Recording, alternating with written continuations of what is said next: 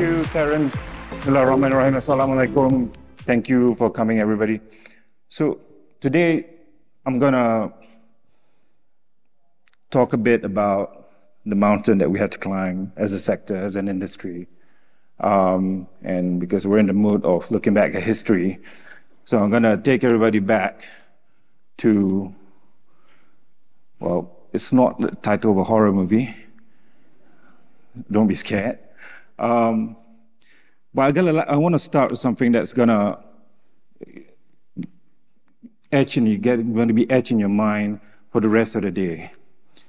What's killed Devil Hills? Well, back in 1903, one December morning at 10:45, two brothers decided to be inventive and invented the first powered flight that flew over Kitty Hawk in North Carolina.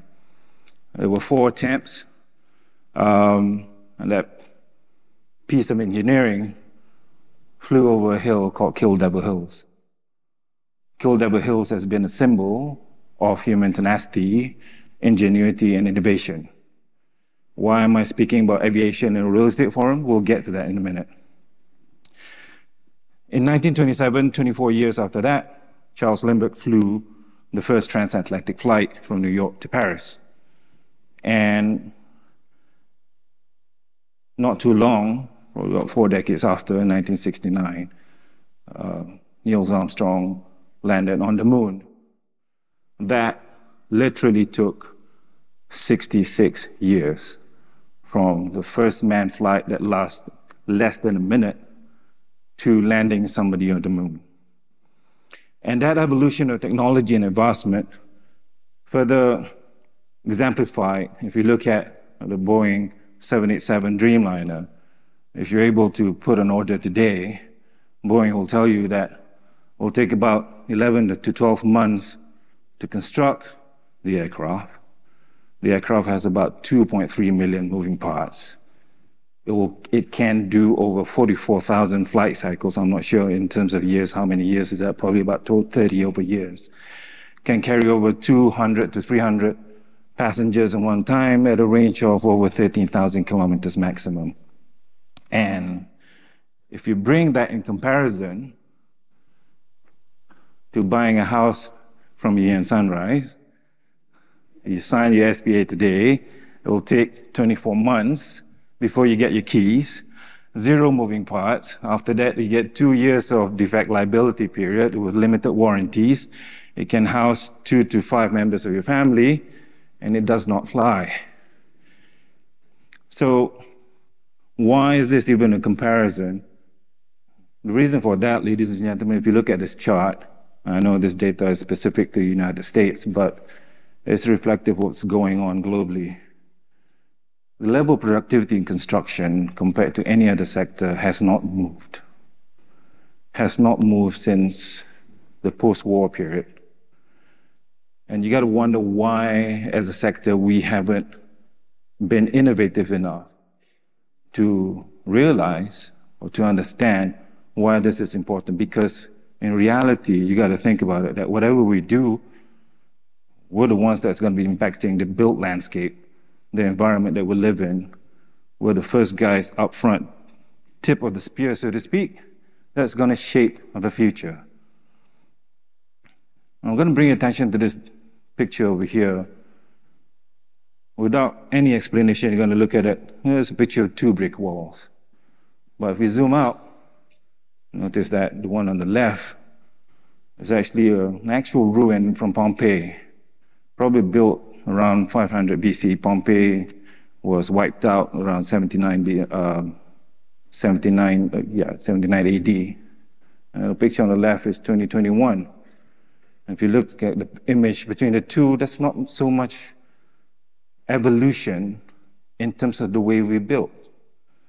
And you got to wonder why we've been so comfortable with a simple solution that we have never bothered to advance ourselves in the industry. And sometimes, not realizing this, while looking back in history, some of the solutions are available in our own backyard.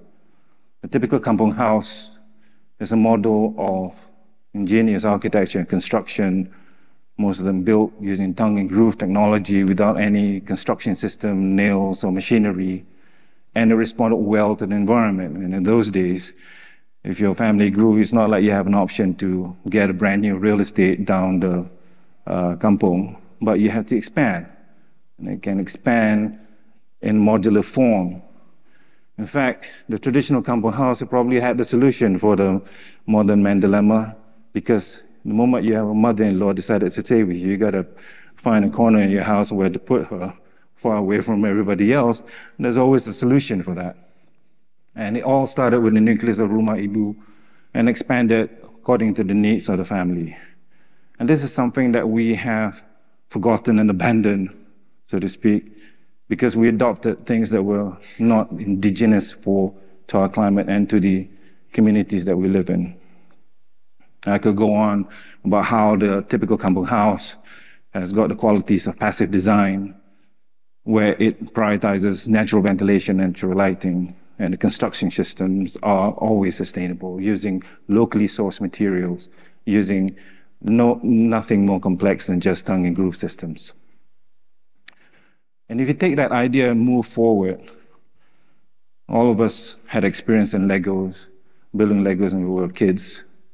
And somewhere in that Lego bin that we had, if you find the right pieces, you could probably assemble kits of parts, so to speak.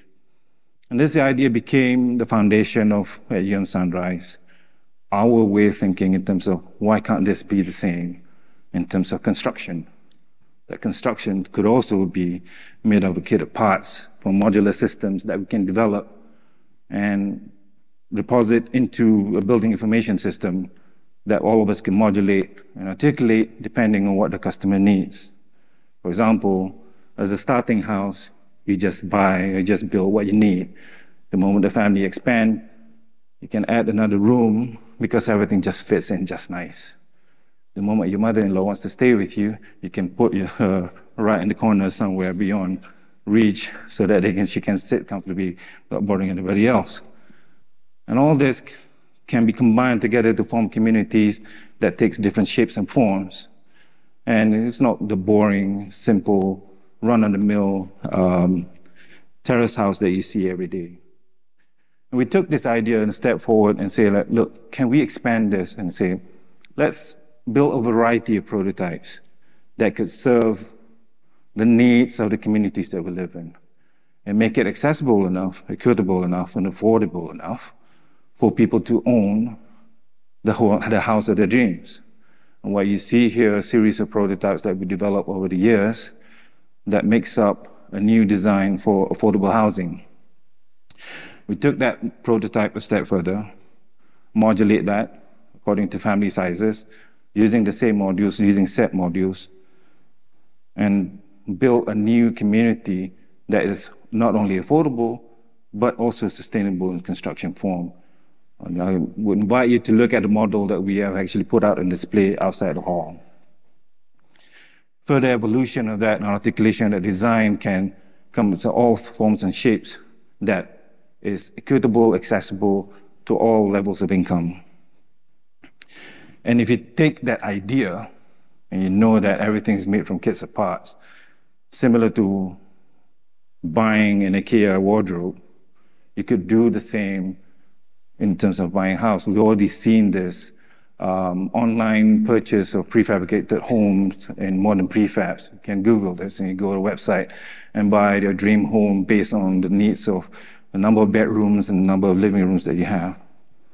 And we're able to do this because we're in the age of consumerism. Buying something is as easy as tapping a watch or a credit card. Now it's all using pay waves and whatnot. And that drives consumerism, online shopping. Online shopping has been made easy because consumerism is all within reach. And to the point where we do consume more than we need. But also, from a real estate perspective, it fueled the demand for data centers. And we're going to be talking about that today. The dilemma of how do we build data centers in a sustainable fashion. But that also brings the underlying problem. With demand, with consumerism, we also produce a lot of waste. We got to figure out sometime where does this waste go. And my colleagues in Lestra and Synergy would probably look at this as a form of alternative fuel in the future. We welcome that too. But those who have been long enough in construction would know that technically we always price for waste.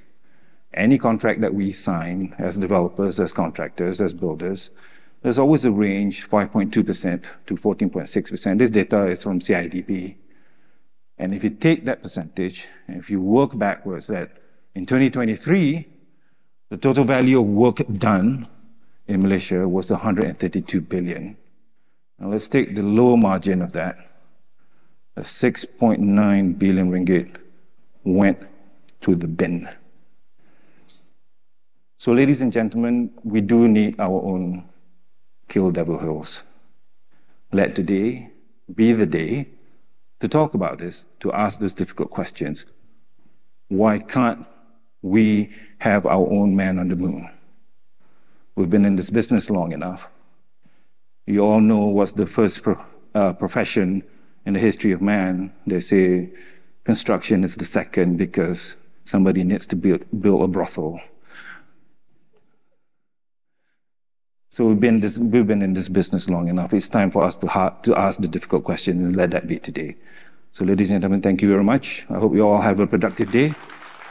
Back to you, parents.